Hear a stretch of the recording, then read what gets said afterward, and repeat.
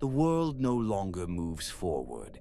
It stretches outward, silent and endless, as if time itself has slowed to endure the cold.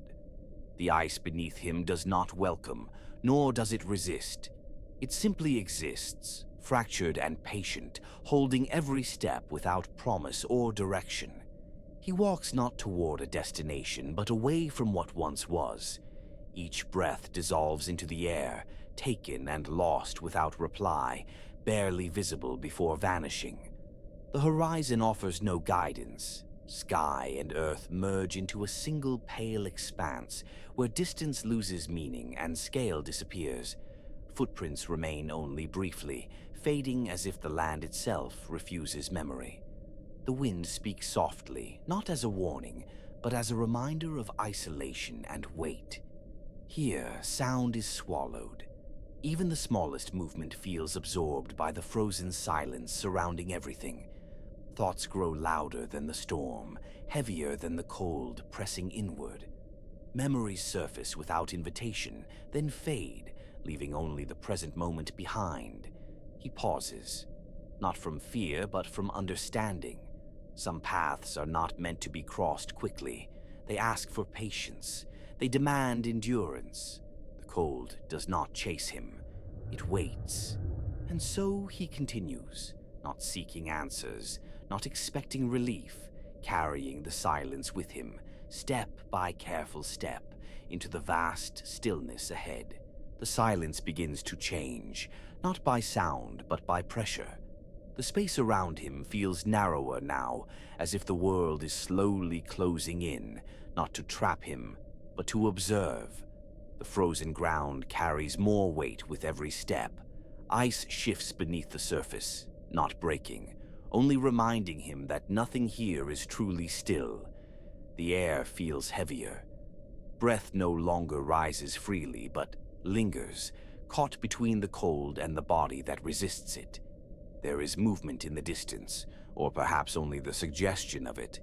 Shadows stretch longer, not because the light has changed, but because perception has. Walls begin to form where openness once ruled. Paths tighten. Choices feel fewer, even when no direction is clearly offered. Time behaves differently here. Moments lengthen, stretching thin, until each second feels deliberate. He slows, not from exhaustion, but from awareness. The silence is no longer empty. It listens. The world does not respond, yet it feels closer than before, as if something unseen now shares the same space. He continues forward, not because the path demands it, but because stopping would mean acknowledging what follows. And so the quiet deepens, not behind him, but around him, closing gently, without urgency, without mercy.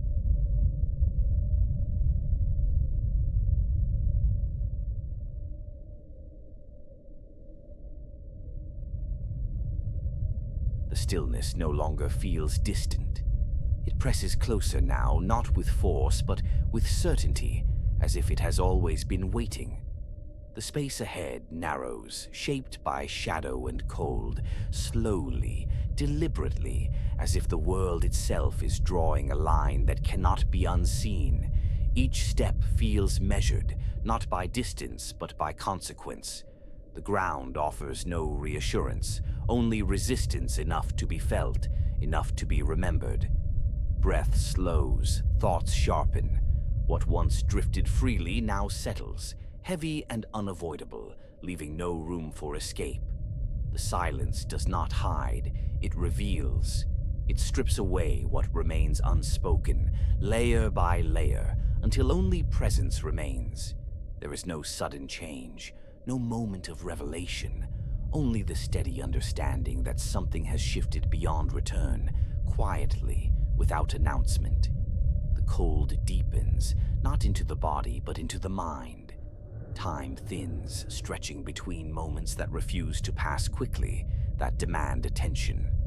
He does not look back, not because the past is gone, but because it has already taken shape, fixed and unmoving.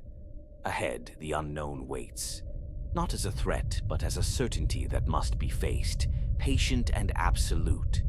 And so he moves forward, not in defiance, not in hope, but in acceptance, carrying the weight of silence, step by careful step, into what remains.